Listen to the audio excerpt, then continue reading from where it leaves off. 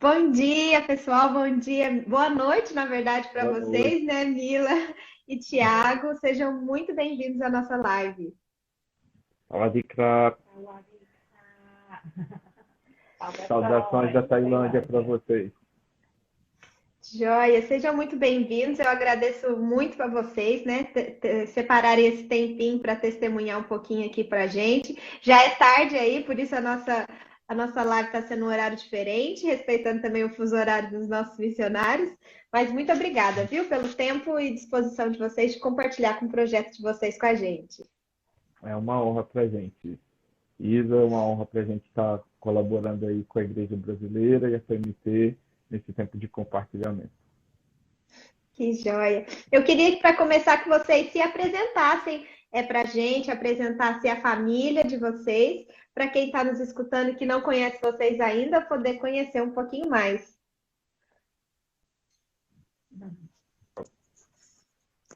Eu sou a... Muitos me chamam de Mila, mas na verdade meu nome é Ludmila.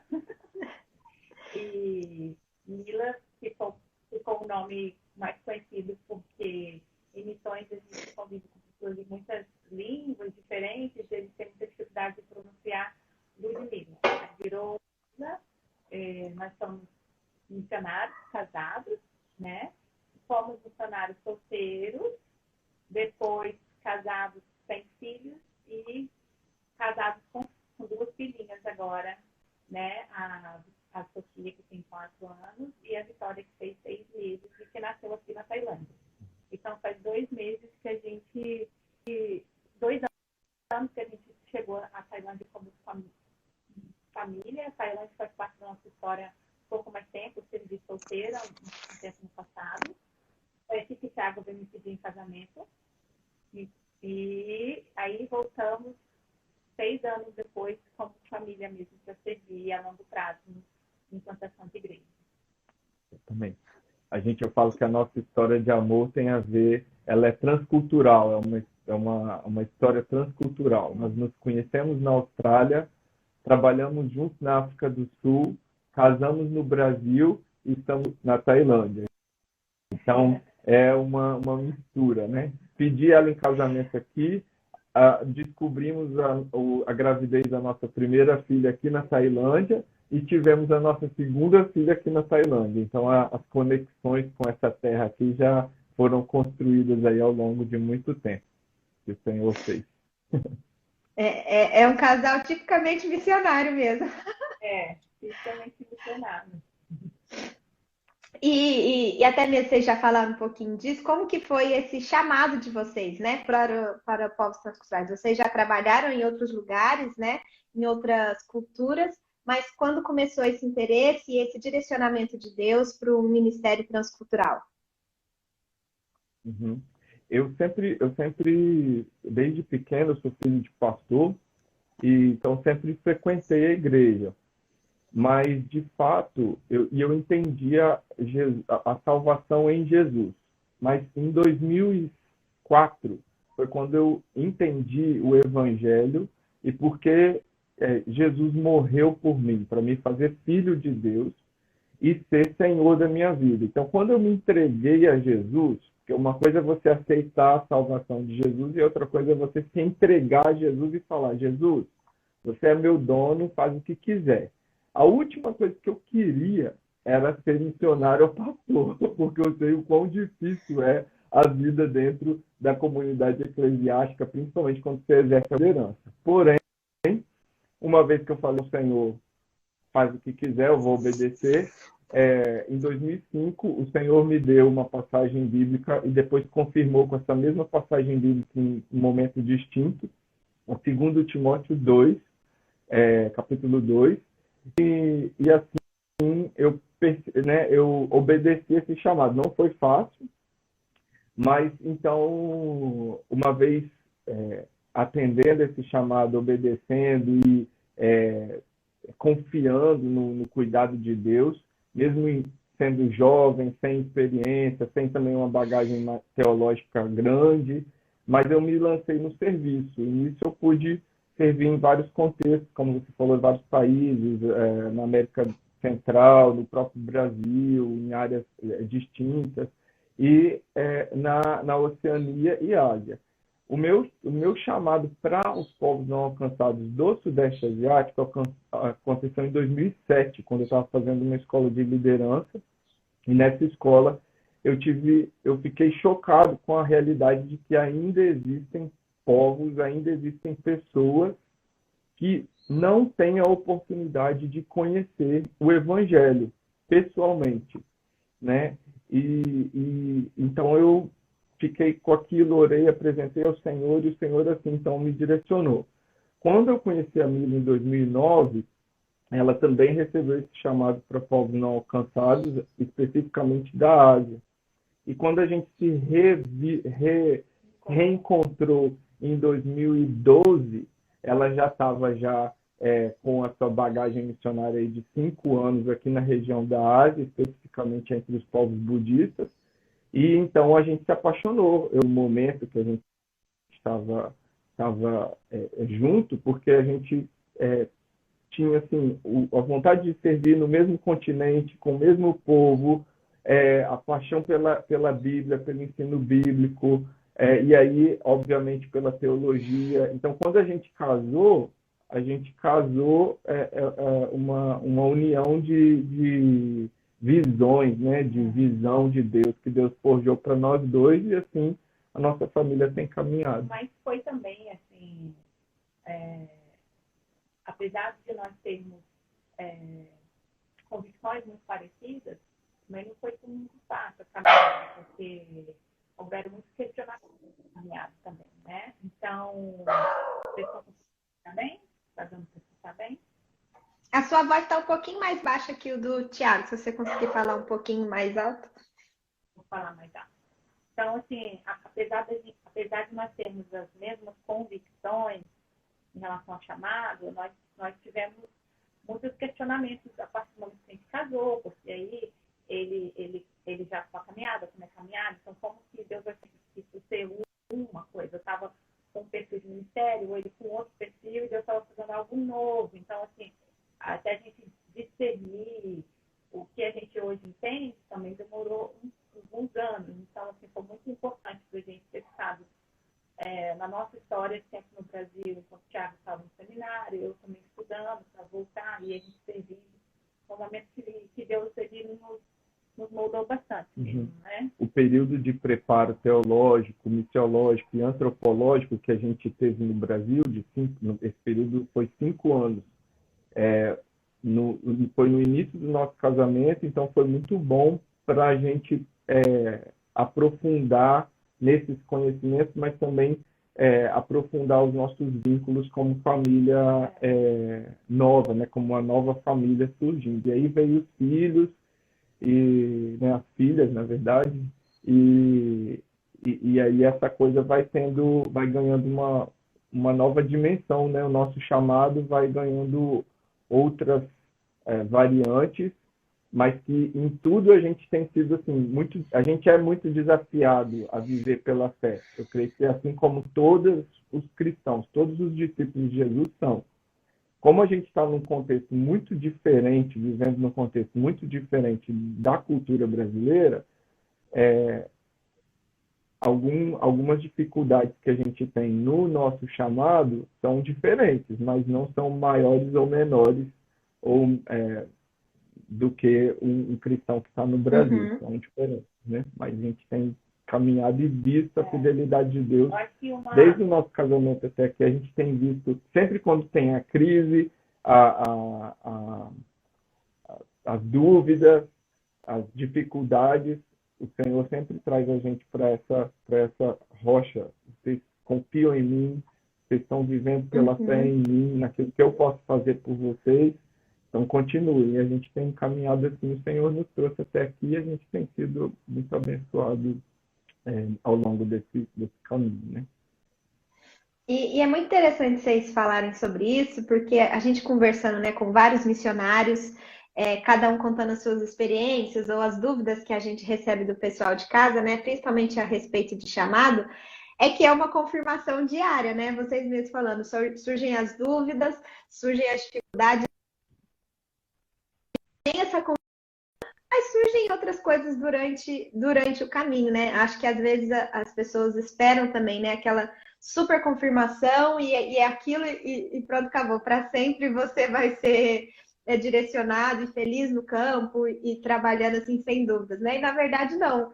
Vocês mesmos, né, vieram para o Brasil, voltaram, se prepararam mais para voltar para o campo e mesmo assim ainda surgem essas questões, né?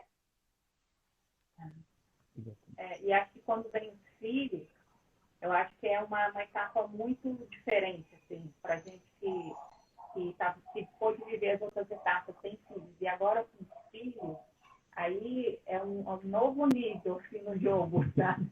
É um nível muito mais profundo de desafios e realmente a necessidade de convicções, porque não só somos nós dois, são os nossos filhos também, né? E o que a gente vive, o que a gente faz, tudo pode ter um impacto, assim, na vida deles inteira. Então, por isso que a gente precisa ter realmente bastante convicção e bastante temor que Deus vai cuidar também, né? E como que foi também essa adaptação volta ao campo com as meninas, né? A Sofia foi pequenininha para ir para Tailândia no campo. Como que foi essa experiência também para vocês com as meninas? Terrível um pouquinho, assim, as nossas filhas são, assim, nossos grandes presentes. Né? A gente vê na pandemia quanto de alegria, quanto cansaço, né? Quanta alegria. A gente vê, assim, que a maioria dos relacionamentos que a gente conseguiu construir logo no início na Tailândia foi muito por causa das filhas, né? A Tailândia é uma das línguas mais difíceis. O tailandês é uma das línguas mais difíceis que existem para brasileiros. Eu acho que está entre as 3 línguas mais difíceis para brasileiros aprenderem. Então, assim, quando a gente veio com a Sofia, ela estava com 2 anos e meio, a gente precisava estudar tailandês. E aí aqui a nossa organização parceira aqui tem uma estrutura muito boa para o aprendizado do idioma. Só que a gente acordava todas as madrugadas, porque ela acordava de madrugada, de transição. Então, a gente precisava de seu cérebro muito funcionando, porque a gente tinha que estar preparada para aprender esse idioma tão difícil e praticar durante o dia. E a gente foi um desafio, assim, a cada final de livro que a gente fazia uma prova, um professor, prova oral, prova escrita, era sempre orando muito, porque, assim, eu amo aprender idiomas, eu estudei outros idiomas, e justamente nesse idioma que é o mais difícil que eu precisava de dar o melhor, eu não conseguia fisicamente. E foi muito interessante, porque quando a gente orava, e a gente via Deus dando graça mesmo, sabe? Foi assim, minha graça te basta. E toda vez que a gente conseguia finalizar o módulo e conseguia falar bem, a gente via que a gente estava progredindo nesse idioma, mesmo com esses desafios, por exemplo, a Vila Solteira, sabe? Solteira. Quando a gente aprende língua, é muito legal a gente ir no mercado, ir para a rua, conversar com o transporte, quer praticar com todo mundo. E quando você tem filho, não tem como você fazer tudo isso o tempo todo. Porque Tailândia é muito quente. Então, às vezes, à tarde, estava fazendo 40 e poucos graus. Eu não tinha como. Ela já ficou a manhã toda, né, na escola com a gente. Eles tinham uma creche que era foi muito bom para ela.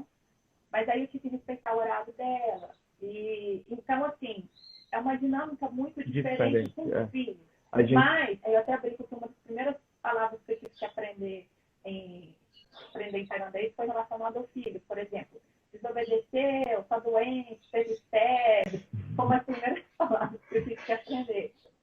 Mas é muito interessante, porque todo lugar que a gente vai com ela faz amizade instantaneamente. Ela vê uma criança, de repente a nossa casa começou a receber um monte de crianças, e das crianças dos avós dos pais. Então, assim, é impressionante a quantidade de relacionamento que os nossos filhos trazem para a gente. E eu vejo, assim, a Mila solteira, que já morou aqui, que tinha liberdade de ir e vir, eu não tinha a quantidade de relacionamentos que eu tenho hoje com os filhos. E esses relacionamentos, eles se tornam realmente muito profundos. Eu acho que o que acontece é que quando a gente serve solteiro e sem filhos, a gente tem um ritmo mais rápido, né? a gente consegue fazer muito mais coisa. E então, quando a gente veio agora, a gente, pelo menos eu tinha, eu acredito que Camila também, a nossa expectativa era muito alta daquilo que a gente ia conseguir fazer, conseguir alcançar e desenvolver. E aí, quando a gente vê que, peraí, não é igual a gente estava imaginando, a gente fica um pouco frustrado, mas ao mesmo tempo, como a Mila estava dizendo, apesar da gente não conseguir fazer muitas coisas que a gente gostaria de fazer e de desenvolver na velocidade que a gente gostaria, a gente está conseguindo aprofundar muito mais na cultura por meio dos nossos filhos. Porque, então, por exemplo, quando a minha é um país budista, então ela vai brincar com crianças que são budistas, e a infância, quando você passa os valores para seus filhos. Então, porque a gente tem muito contato com as crianças, a gente consegue ver como os valores são passados para essas crianças. E a gente consegue ver, assim, nossa, que interessante, é isso que é ensinado desde cedo, né? Esses são os valores. E então, a gente consegue aprender muito. E eu sei que eu, quando fiquei grávida, isso me conectou demais com outras mulheres. Porque, assim, uma mulher... As mulheres que não se conhecem, quando começa a falar de filho, ela vai ficar dias falando sobre filho. E na Tailândia é a mesma coisa. Aí, toda vez que alguém me via assim, barriguda, ela começava a falar comigo. Me ajudou bastante a aprender o tailandês, me ajudou bastante a aprender com os neozelandeses, mas isso me aproximou muito de outras mulheres, de outras famílias. E criou até um certo nível de intimidade, sabe? De vínculo muito forte com muitas pessoas.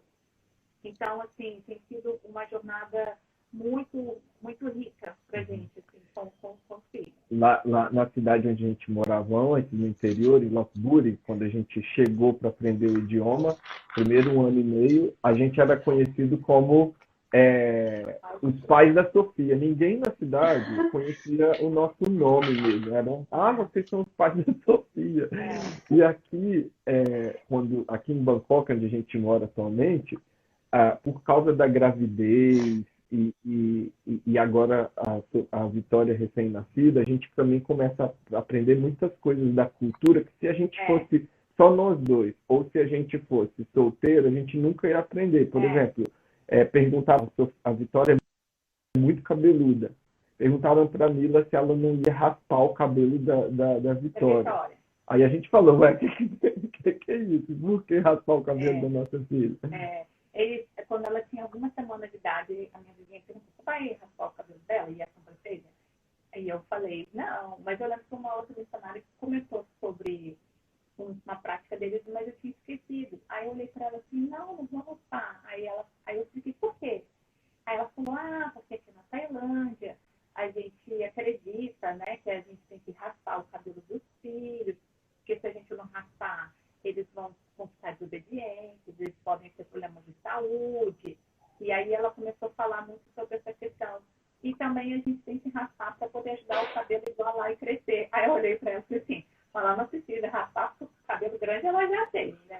Mas é muito interessante a perspectiva. Eu estou falando assim, o filho, acontecem muitas situações com o filho que abrem os nossos olhos, né? Para quando nos não tailandeses assim. E é muito desafiador, somente nesse contexto de pandemia, mas é muito enriquecedor, muito bom.